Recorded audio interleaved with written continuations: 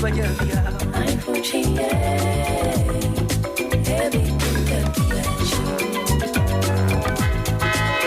the GIPC, the Ghana Investment Promotion Center, reminds all business operators, especially foreign nationals, that Ghana's primary investment law, the GIPC Act 2013, Act 865, is strictly reserves the sale of goods and services in the market areas for Ghanaians and Ghanaian-owned enterprises only. Moreover, Section 27(1)(a) of the GIPC Act prohibits foreign nationals from engaging in petty trading, hawking, or selling goods in a stall at any place. GIPC also urges all businesses with any foreign ownership, no matter how small, to register with the center as mandated by law. The center calls on all stakeholders to comply with these regulations as we collectively work to build a fair and enabling business environment for all. For details on doing business in Ghana, visit www.gipc.gov.gh or call 0302-665-1259, or you can also follow them on the centers at the GIPC platforms or for regular updates. And always remember, Ghana remains open for business.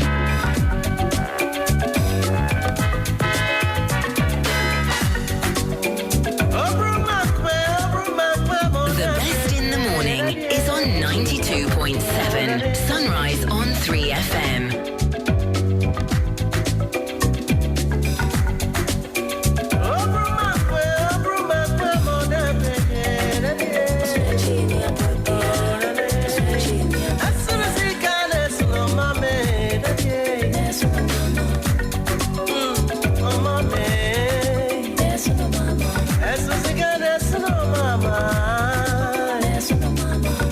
Professor Titus Beyuo, the Member of Parliament for the good people of Lambussie, is joining us here. We've had to drag him here because we know that since yesterday, members of Parliament on both sides have been traversing the homes of the members of Parliament, their colleagues particularly, and some other party officials who were part of the aid, who lost their lives in that tragic helicopter crash. We have just a few minutes to spend with him and then we'll let Prof go. Prof, deepest condolences to you and to your party and to your government as well. Thank you, Johnny, and I would say it's condolences to the entire nation. Right. We are all in deep pain, in deep sorrow, and it's difficult for us at this moment. How did you receive the news of your colleagues? In fact, I was on my way to the constituency. Right. So I had just come off the aircraft. Okay. And then on ground transportation, when a call came through, okay, that have I heard what is happening? So network in my area was bad, so I was quickly checking. In fact, initially some of my family members were worried when they heard that some government officials and people were involved, and they knew I was going on an aircraft that morning. Right. And occasionally we all travel on this military aircraft. That's right. So when my call came through, and then they expressed some relief and then told me this was happening. In fact, I was hoping it wasn't true, okay, but at the time, information was very scanty. That's right. So I quickly was checking from everywhere that I could get information. And then snippets of information was coming here and then. I was still hoping that it was just some dream. Right. But unfortunately, when the chief of staff made a press conference, right, then I had to immediately plan to return back to Accra immediately. Because prior to this, and I've had very personal relationship with at least two of them, right, very closely, right, with two of them, and then somehow with a third. I was with the Honorable Dr. Omani Boama, right, whom I call Senior Boama, okay, the day before, okay, at the African Health Sovereignty Summit. Okay. That was when we spoke for the last time. And we discussed a few things, and I told him I'll go to constituency and come. Okay. And he also said he was going to do some travels over the period, and that we can meet up when I get back. You both return, right. And so it's such a tragic loss. So unfinished business is gone. Definitely. Alaji Limuna, Right. Also a very, very, very humble senior public servant. Right. As His Excellency puts it, I think he couldn't have described him better. I have slept in Alaji's home before. I have moved with him in my constituency. He is popularly known for the fact that he led the construction of a dam for us, even while we're in opposition. Wow. His Excellency mandated him to try and help. And he mobilized people. He was in the constituency himself, every now and then coming to supervise the work, and became friends with everybody. As you know, he is a Gonja, and a lot of my constituents are Sisala people, and they are playmates. Right. So when he comes, he plays with all our chiefs and all of that. So when the news started coming in, then people were calling, is he the one? They wanted to be sure. We wanted to be sure. My paramount chief called, other people called. It was... It's a difficult time for the nation. So back at home, it's a state of devastation. People are in disarray. They don't know what to think and what to do. Seriously, so many questions on everybody's mind. You know, why now? Why these people? People who have dedicated their lives to serve the nation, and have to pay the ultimate price, you know, in such a painful manner. You know, I mean, as a medic, I sit down and I think, at what point in the whole of this did they finally cease breathing, or did life end? Right. Did it happen before the burning? Did it happen? I don't want to take people through the emotions I'm going through, but it's difficult to imagine that people you have related, people you've worked with, people who are all out to serve this nation would end up like this. You know, I mean, so many questions that we can't answer. Maybe one day, when we all get to our maker, just maybe, we may have some answers. What have we lost as a country? The personalities involved, the expertise, the experience. What have we lost? So if you look at it, the loss is huge. If you look at the personalities, it spans different age groups. That's right.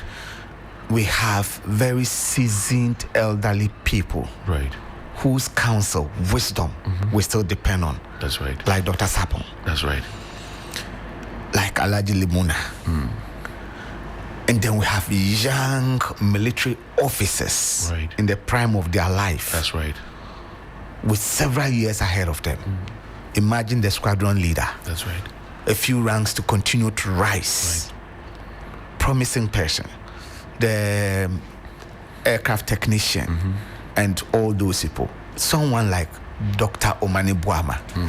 When you speak to Dr. Omane Boama, you see one who is passionate about Ghana, who is dedicated to serve his country, and he has humanity. I think if anybody will say anything about Dr. Omane Boama negative to his human relation, then the person doesn't know him. Because this is somebody who thinks about people. He relates with you beyond the normal exchange of greetings and official things. I mean, he's my senior. When I decided that I wanted to run for office, I called him. He was one of the people I called to find out whether I should even try. And at this time of my life, he was like, look, if you feel you need to serve the nation in that capacity, give it a try. But know that public service is sacrifice. I remember very well. I mean, he's a serious strategist. You spend 10 minutes, 15 minutes with him, and you have a plan on what you are going to do when it comes to political strategy. You know, and he would tell you. I remember when I went to him. In fact, my first, at the time when I was trying to contest, we're all a lot of us were trying to go into a primaries, and I had wanted to meet His Excellency the President. Okay. I made frantic effort through different means and all of that, and then I went to him and I said, Senior, finally I've been given a slot to meet our flag bearer. What do I do when I have that 1 or 2 minutes with him? You know, and he's like, look, your elevator pitch. You know, just go straight at it. Tell him 1, 2, 3, and be bold. Ask for his number. Ask for his mentorship. This is what she just told me. Wow. Within that short period, he said you will not have more than 3 minutes with him. So just tell him exactly what you want and ask for his number. I mean, who could dare even ask that? I mean, you'll be terrified to even ask Your Excellency, I want your personal number. But he told me this. So that's the kind of person Dr. Mani is. And I remember myself, him, Kojo Ponkruma, were at our former school, that's Pope John. During our speech and prize giving day, he was a guest speaker, and we accompanied him there. He gave a very emotional speech on how he gained access to the school. The fact that his name was taken off, was sent somewhere else, his mother persisted, and someone gave him an artistic drawing of himself, and his mother was there. And to join receiving it and all of that, it's so the nation has really lost a lot in terms of, if you look at how much more these people could have contributed, and let alone thinking about what it would take us to attempt to fill the gap, that vacancy. So when you lose a very senior medical doctor, we would tell you, if you want to replace him, calculate the number of years of medical school, years of specialization, years of experience that you require to be able to get that same kind of person. I dare say that our success in this election, a significant contribution came from his leadership as the director of our elections. You know, and he will be up by 3 a.m. each morning. I struggle to get access to him most of the time, but I get access to him around that time. When you want to get him around 3, 4 a.m., he's up. You can send him a message, you can call him on WhatsApp, he'll call you back. So the nation has really lost a lot. That I can say. It's a very difficult time for us, and perhaps even more difficult for their families. If you look at Doc, his wife, kids, I'm imagining what is going through their mind at this time. You are a first-time member of Parliament. One of the very vocal voices in Parliament was Comrade Murtala Mohammed. He doesn't appreciate being called honorable. What have we lost? Look at parliamentary debates and the things in Parliament. What can you share? So when I joined our party's communication team, he was one of the people I looked up to. I had the privilege of sharing the same platform with him, I think during the budget, when we read our first budget. It was on TV3 that interviewed both myself and him. That's right. And as I was speaking, whenever he had the opportunity to make his submissions, I learned a lot from it. So my next submissions are basically pick up from where he left off. On the floor of Parliament, he debates eloquently, extempore. He's not reading, but he has all his facts. And he's one person very brave and bold. He says it as it is, but with decorum. You will not find him insulting, directly castigating people, but he will present his facts. I enjoyed his debates when on the Islamic holiday, when we're passing the Holidays Act, yes, Holidays and Commemorative Act. Colleagues on the other side tried to spin it, and he gave a very eloquent submission on it. And if you follow some of his media reportage and all of that, you see that this is somebody who was out to serve his nation. And in Parliament, I dare tell you, a lot of backbenchers will look up to him. He has smiles all the time. That's right. You go up to him, you greet him, he's willing to welcome you, he will talk to you. And very few people have done what he has done, like serving as member of parliament for 2 different constituencies. That's right. That's Nangton. Yes, and Tamale Central. You know, and he, like Omani Boama, like some of our ministers, like Felix, like the health minister, many of these people, you see, they have been groomed into the politics. They started as student politicians. That's right. Did very well in the first tenure. The previous NDC administration, they were given positions as deputies. They learned at the various ministries. He served as deputy in about 3 different ministries. That's right. Information, environment, and then employment as well for a short period. That's right. Learning all from there, and now having the opportunity to be a substantive minister. So you can imagine what he was poised to deliver. I am on the subsidiary legislation committee, and we considered a lot of legislative instruments from his ministry, and you will see that it's one of the efficient ministers. I mean, on the committee, we complain that a lot of ministries have their acts passed, but they don't bring the legislative instruments that's supposed to actualize the acts. Make people enforce the law. Exactly.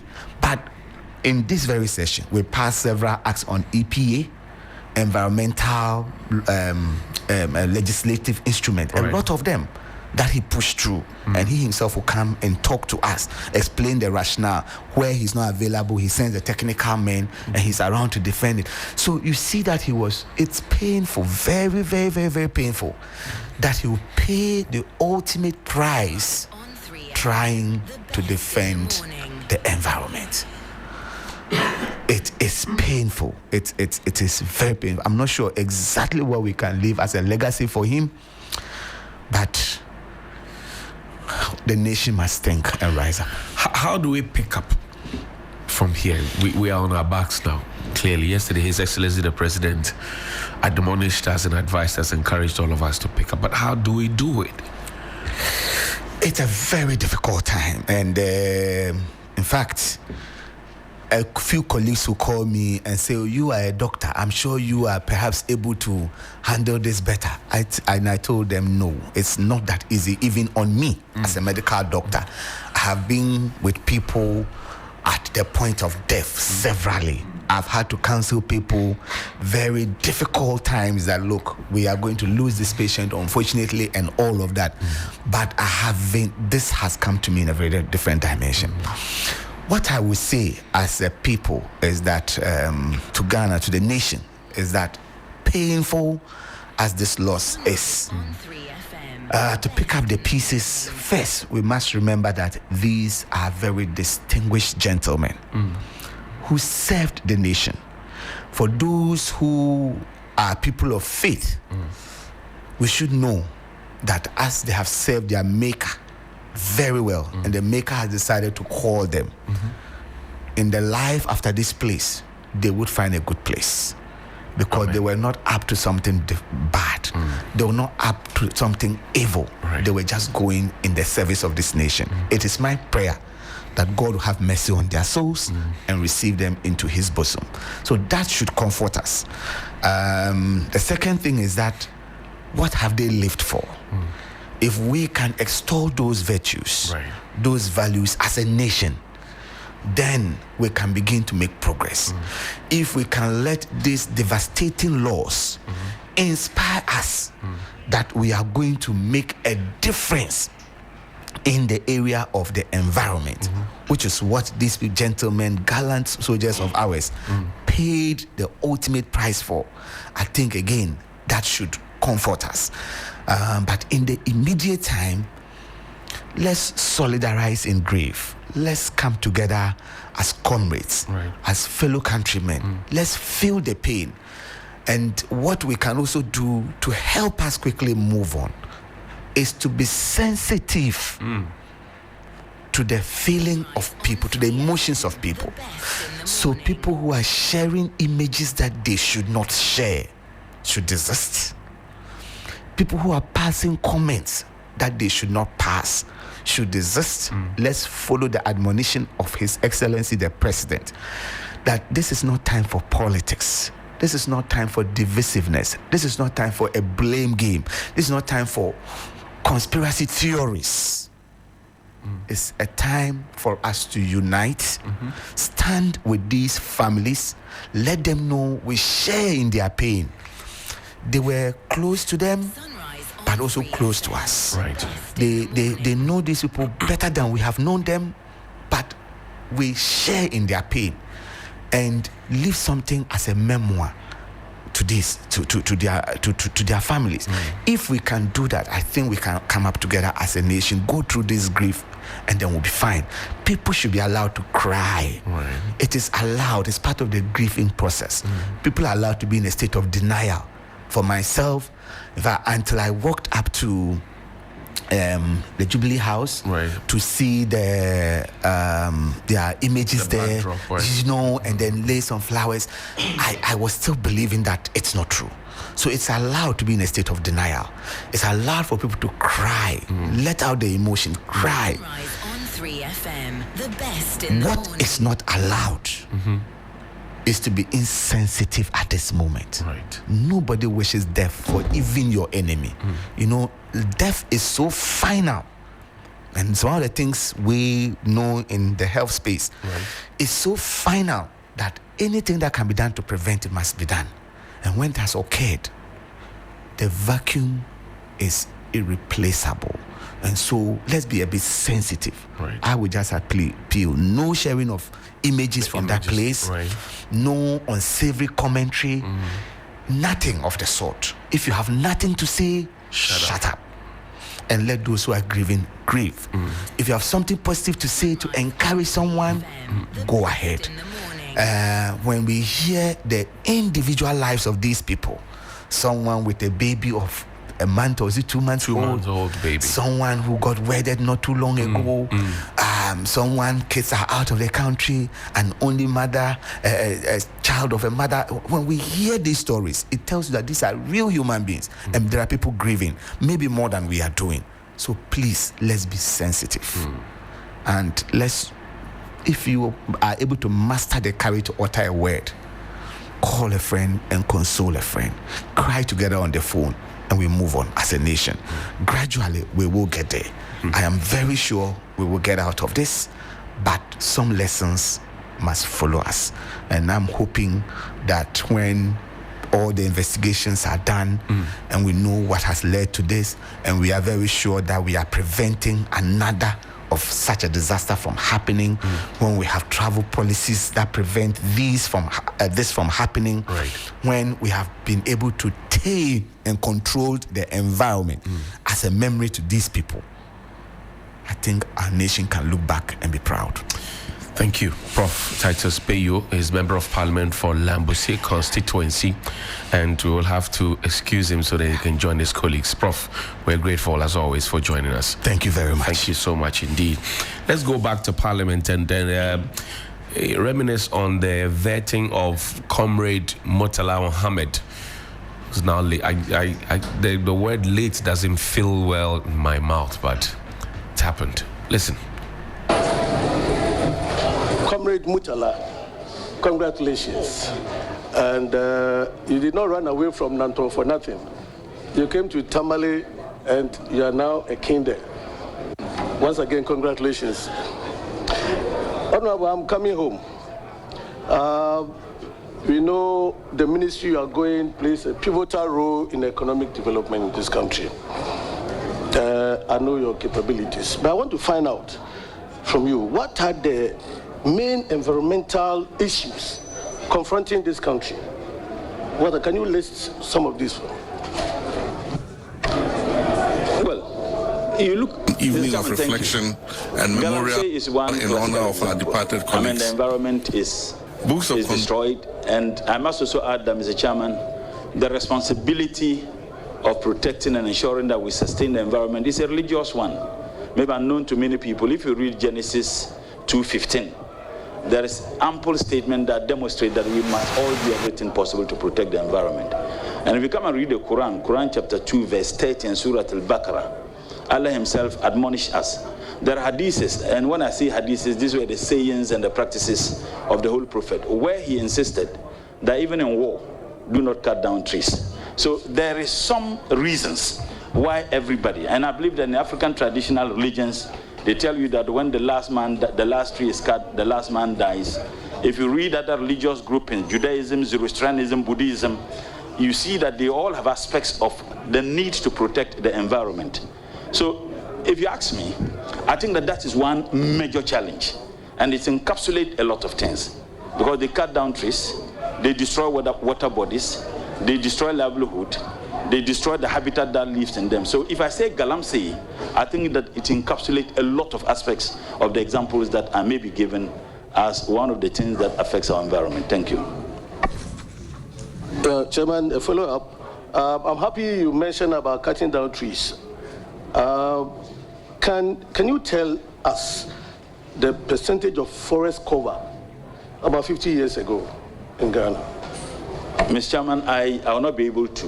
What I can say is that I know that the World Bank financed a project undertaken by EP and the ministry to determine the destruction of water bodies and the forests. So, Mr. Speaker, it is very clear, the least said about patriotism, the better.